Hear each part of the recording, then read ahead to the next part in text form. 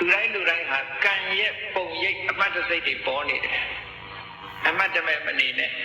ကြည့်လေကံရဲ့ပုံရိပ်တွေဘယ်လိုပေါ်တော့လို့ဆိုလို့ရှိရင်ဒါအမေကမွေးလို့အမေနဲ့တူတယ်အဖေနဲ့တူတယ်ဆိုတာနည်းနည်းပဲတူလို့ရတယ်အကုန်တူလို့မရဘူးနော်ကျန်တာကံကနေဆုံးဖြတ်ပေးသွားတချို့ကြတော့ယုံလာတယ်တဲ့တချို့ကြတော့ယုံမလာဘူးတဲ့ဒါကံရဲ့ပုံရိပ်အမှတ်တစိတ်ပဲယုံလာတာဘာဖြစ်လို့ယုံမလာတာဘာဖြစ်လို့ဘယ်သူလောက်တာမဟုတ်ကိုလောက်တဲ့အမွေကိုရတာအမွေရတယ်ဆိုတာအဲ့ဒါပြောတာဒီဘဝမှာဒါတတိပဋ္ဌာန်ရင်နောက်ဘဝလည်းဒီအမွေဆက်ခံအောင်မှာ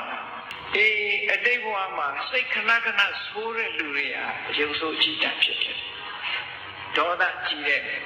နောင်ဝသာထားလေဒီဘဝပဲကဲစိတ်ဆိုးနေတဲ့အချိန်ကိုယ့်အကူမှန်တဲ့ကြည့်တယ်မှာဘယ်လောက်ရုပ်ဆိုးလို့ဟုတ်ကဲ့စိတ်ဆိုးတာကိုလှတယ်လို့မြင်ရတဲ့ယုံများရှိလားဘယ်လောက်လှတဲ့လူကြီးတွေစိတ်ဆိုးရင်ယုံဆိုးသွားမှာပဲဟုတ်ကဲ့အဲ့တော့ဒေါသရဲ့အကျိုးဆက်ဆိုတာအကောင်းမထွက်လာဘူးဒီဘဝတည်းမှာအကောင်းမထွက်ဘူးတော့ငရဲကြည့်လားမကြည့်လားမေးမနေနဲ့ဒီဘဝတည်းမှာအယုံဆိုးသွားပြီဒီဘဝတည်းမှာမျက်နှာကြောကြီးတင်းတယ်မျက်မှောင်ကြီးကုတ်တယ်နှုတ်ခမ်းကြီးဆူတယ်နောက်ဘဝလည်းအဲ့ဒါမျိုးကြီးပဲဖြစ်လာအဲ့ဒါပါတော့ကိုလုံးတဲ့ကံရဲ့ပုံရိပ်တွေပေါ်နေတာတဲ့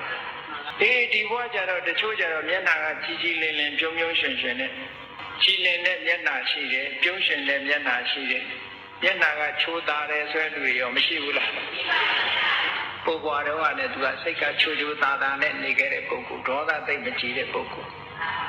အမြဲတမ်းပြုံးပြုံးရွှင်ရွှင်နေလို့ရတယ်နေခဲ့တဲ့ပုဂ္ဂိုလ်အဲ့ဒီကုသိုလ်ရဲ့ပုံရိပ်တွေဒီမှာလားထင်တယ်လို့ပြောတာ